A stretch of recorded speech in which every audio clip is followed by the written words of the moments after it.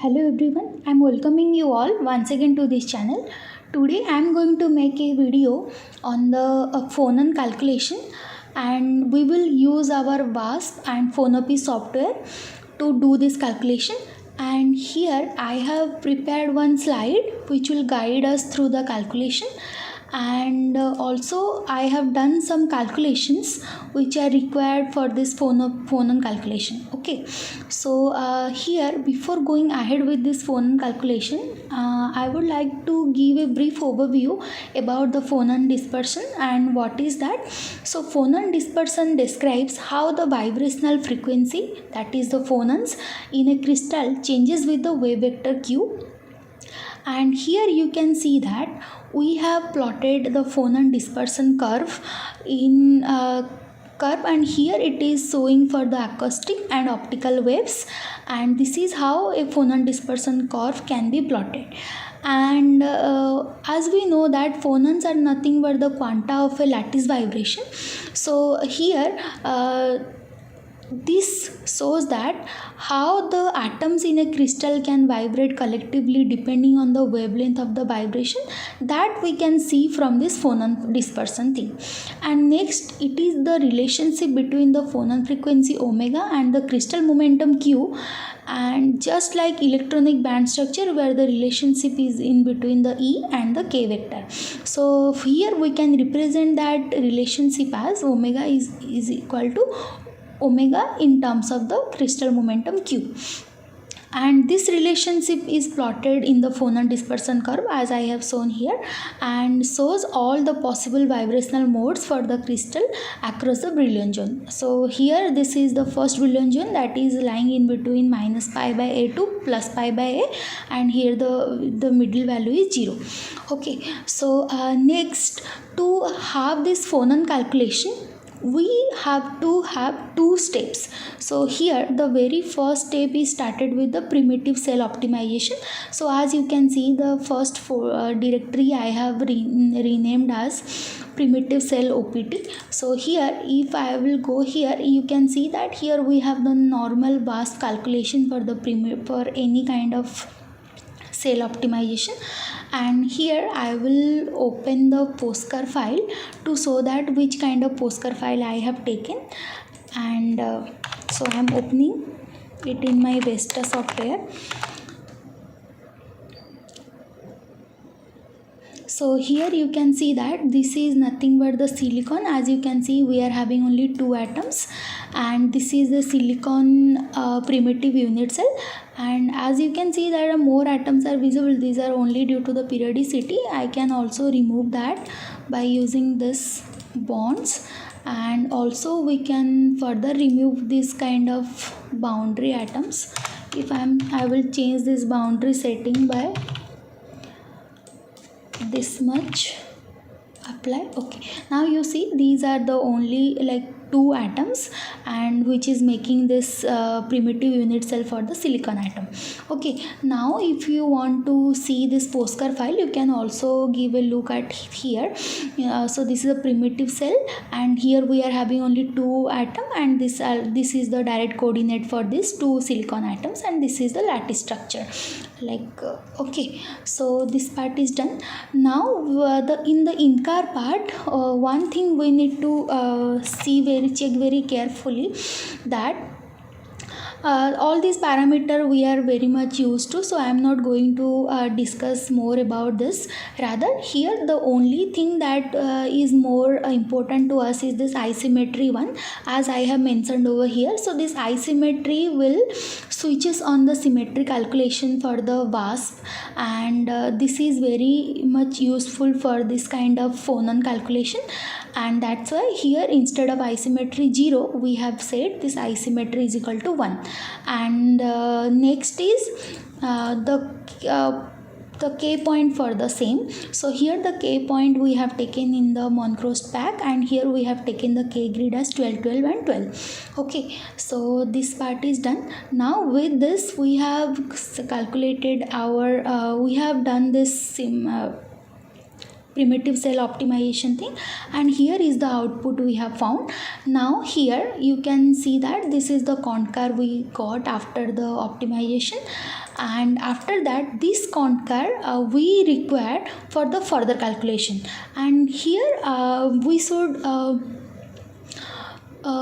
always keep on mind that our VASP should run normally until the structure is fully relaxed.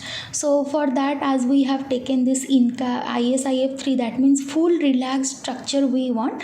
That's a ISIF3 value we have set. And next, this concar which has been generated from this optimization of the primitive cell, we will take this to the further step. So I am taking this to the next step, and here I am pasting that, and simply I will rename this concar to postcard. Okay, so now we are in the next step. So next step of this is nothing but the Phonon calculation. So here if I will open our VASP Wikipedia, here there is an option that is a Phonon dispersion relation. I am clicking here,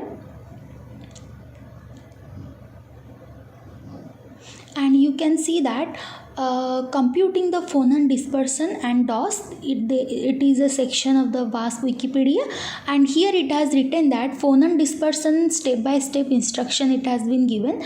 The very first step is to compute the force constant, and here we have two different methods. There are two possible approaches for computing the force constant, and then by building the dynamical matrix. So the first one is the using the finite difference method, and the second one using the DFPT with IBRN, and these are some description it has been given. So if we will go with this first option, then we should have the Phonopy, that software we require. So here we are interested to do our Phonon calculation using the first step. So for this we require this Phonopy software. So in one of our earlier video I have shown that how to install this Phonopy software. You can also check that video, and I will provide the link over here. And next here going ahead with giving a little description about this Phonopy. So this is the official site for the Phonopy, and from the GitHub you can find it. So I am going here. So here we can see that this is a Phonopy website, and here this is a very powerful software package which is an open source package for the Phonon calculation at harmonic and quasi-harmonic levels. And here you can see that it has various features, like we can have our Phonon band structure, Phonon DOS and partial DOS calculation, thermal properties, Phonon group velocity, thermal ellipsoid, mean square displacement, irreducible representation. So various things and various feature it is providing to us, and also it is reliable with using in VASP, DFPT, Wine2K, Crystal DFTB plus, and so many packages. With so many packages we can use the same. And now let's come to our calculation part. So as we have seen that we have two different methods to do this calculation. We are going to do the first one, that is this finite difference method. And now what is this finite difference method? This finite difference method in Phonon calculation is a numerical approach which is used to compute the Phonon frequencies and force constant and the vibrational properties of a crystal by slightly displacing some atoms and calculating their resulting forces. So this is nothing but a method which is used to obtain the second derivative of the total energy with respect to atomic displacement. So we will see all these things step by step. And these are also related to the vibrational force constants that we will also calculate. So Okay, so now let's go to the next step. So next step is the phonon calculation, and here, as we have already copied the concar to the postcar, and here our postcar is present, like which we have taken from the previous optimization step. Now we are going to do the further calculation over here. Now the next step is to create the proper supercell with the phonopy using the following command. So we have to use this command, and we will use our supercell. We will create our supercell. So here I am opening my terminal to create the supercell, and the command we will use here,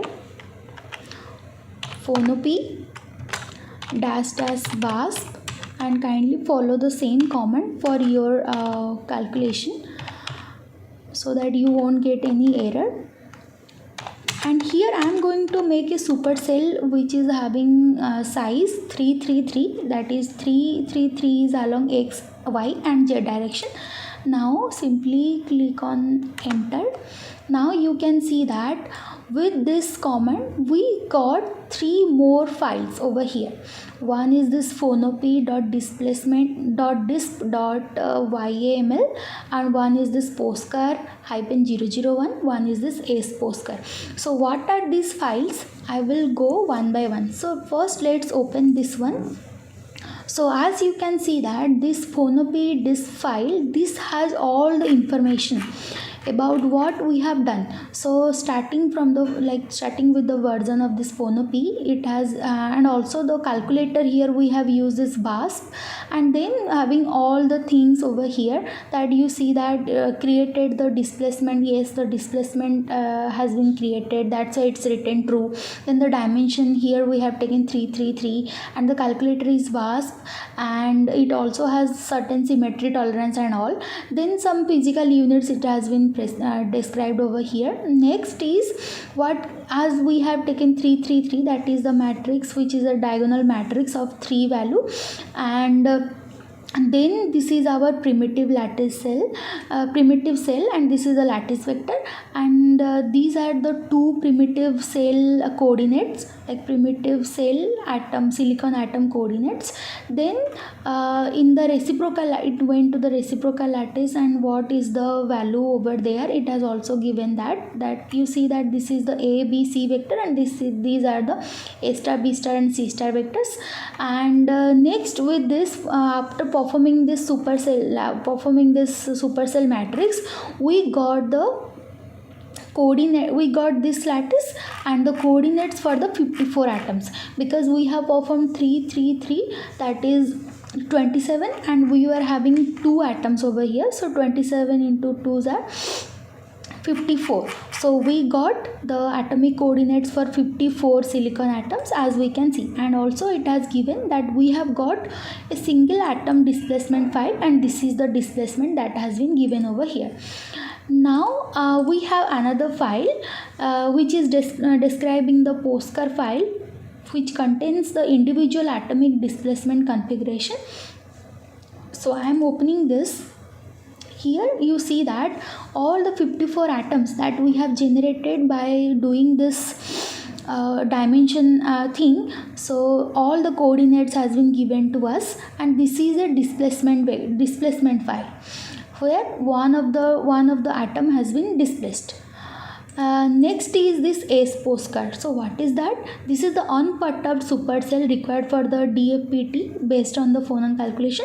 So actually we are not doing this. This is nothing but the second step. Like DFPT is nothing but the density functional perturbation theory, and that calculation we are not doing. So this typically this S postcard file utilized in that kind of calculation.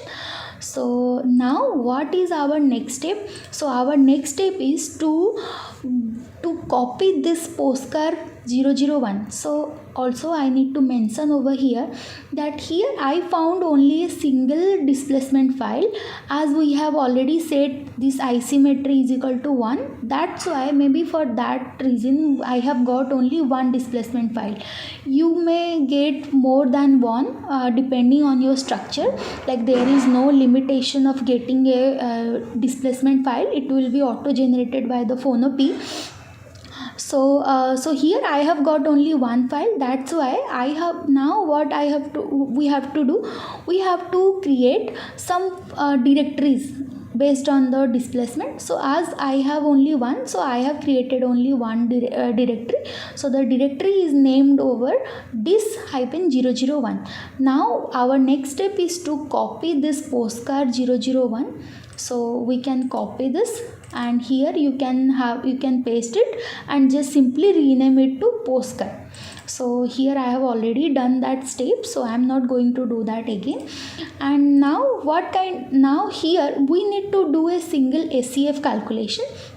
So the incar for this calculation is said to be this, and here the only difference is isometry 0. Instead of isometry 1 in the previous step, we are setting isometry 0, so that and also L real should be false here. So we want all our projections to be done in the reciprocal space.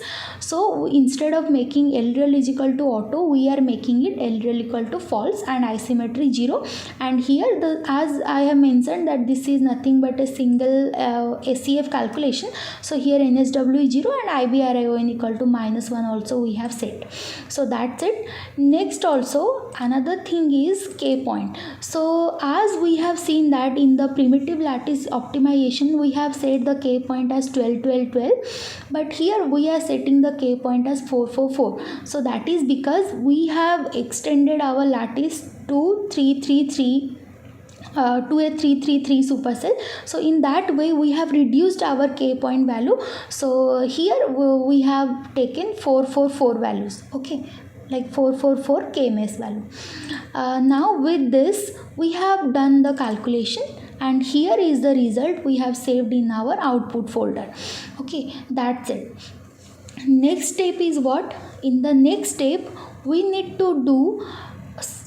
have to do the force creation. So here the next step is to creating force set. So for this we also need the help of the Phonopy. So using Phonopy, using this kind of command, I will try to create some force set. So here as I have one single single displacement, and after doing the SCF calculation we have got this VASP XML file for the optimization thing. So we will utilize this file to create our force set. So here is the command for that. I am going to write it over here. Same command which I have shown in the slide, Phonopy-f, and I am going inside the directory, and inside that directory there is an output folder, and inside that we are having this VASP XML file. So here after clicking on the enter button, so we got, you can see that here we got this force set.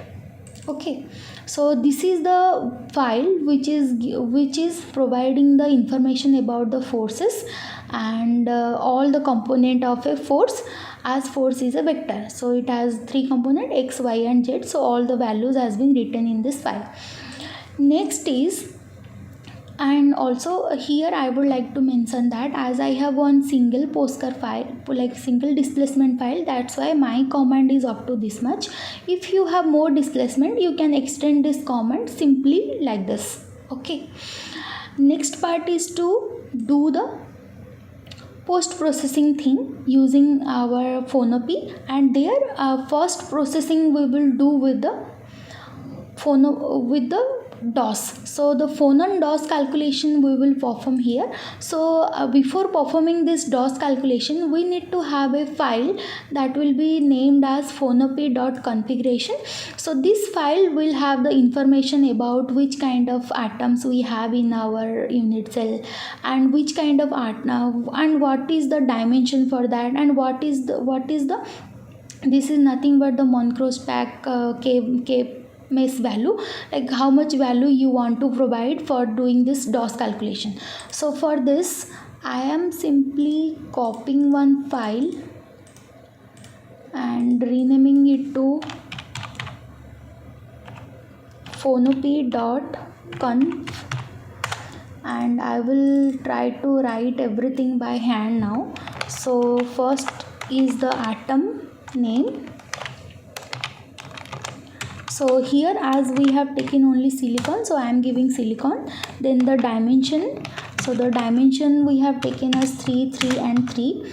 And next one is the Monochrome pack K grid, and here suppose I am taking this 24, 24, 24. Let's save this file, and this part is done.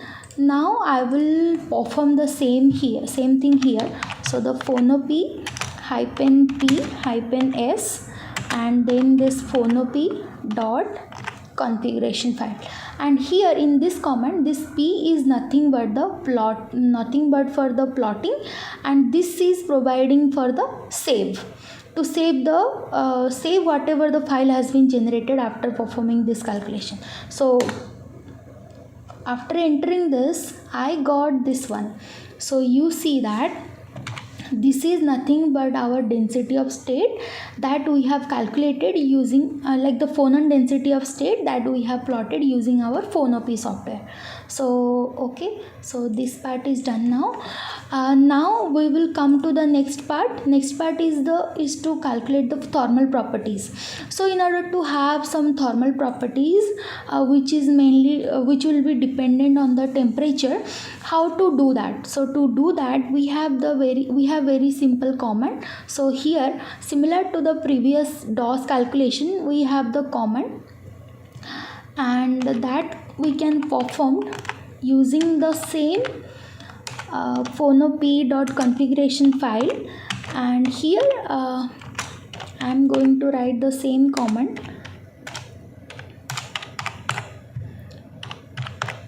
Okay, and here in the command we have the p value, which is typically for the plotting, and s is for the saving, and here the t is for the thermal property. Okay, so this is one extra command that we have added, so that Phonopy will understand that they wants to do the thermal property calculation. So after hitting on the enter button, so we got the thermal properties PDF. So I am opening this one. You can check that this shows free energy curve, entropy, and the CV curve. Okay, and also here you can see that there is also another file generated, that is the thermal properties .yml. So here you see that this file has everything, like all the things which we require to plot this kind of thermal property plot. You see that first it has mentioned about the temperature, free energy, entropy, heat capacity, and about their unit first.